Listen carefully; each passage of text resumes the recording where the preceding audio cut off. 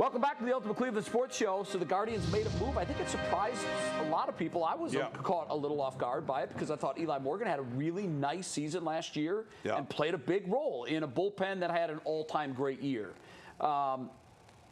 What's the next move for this team? What do we see them doing down the road? One thing that they have to, I don't know if it's next, but one thing they have to do is make a decision on Josh Naylor. And that's something that we don't really talk about a whole lot. Kyle Manzardo is the future of that spot, I think, at first base. Naylor has a year left on his contract. I think Manzardo has to play first. Absolutely. So are you going to make that switch and make Naylor the DH next year and then let him leave possibly as a free agent after next year? Or do you try and trade Josh and get something for him and install Kyle as the everyday first baseman? I don't know if that's next on the list, but that's something that they have to figure out this offseason. All right.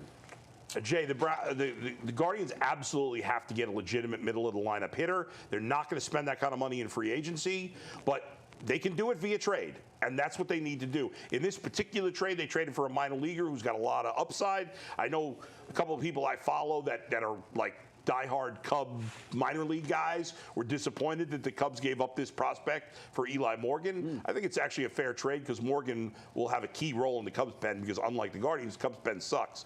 So I think that makes a difference. But I think absolutely making a trade for a legitimate power hitter, middle of the lineup hitter is the move for the Guardians. And absolutely, they got to think about Naylor because Manzardo has to play first base next year. Well, listen, if you rewind the tape, man, it sounds like 2021, 2022, 2023. Jay, how likely are they going to trade and get a middle order back?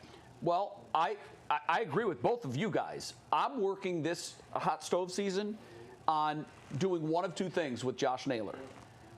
Either trying to sign him, not at a superstar deal, because I don't think he's a superstar, but he might want that kind of money. When you look at the numbers and the production, it's in the superstar category. I'm not paying him superstar money because he's a one-way player. He's going to be my designated hitter, period. He can no longer play first base. That's right. He was exposed last year, particularly in the playoffs. So I'm doing one of two things. I'm going to him and saying, we want to work a deal with you. If we can find a framework, we're going to do it. If we can't, we're trading you. I do not think we'll see Josh Naylor in a uniform next year as the season starts unless he gets an extension. He's a piece.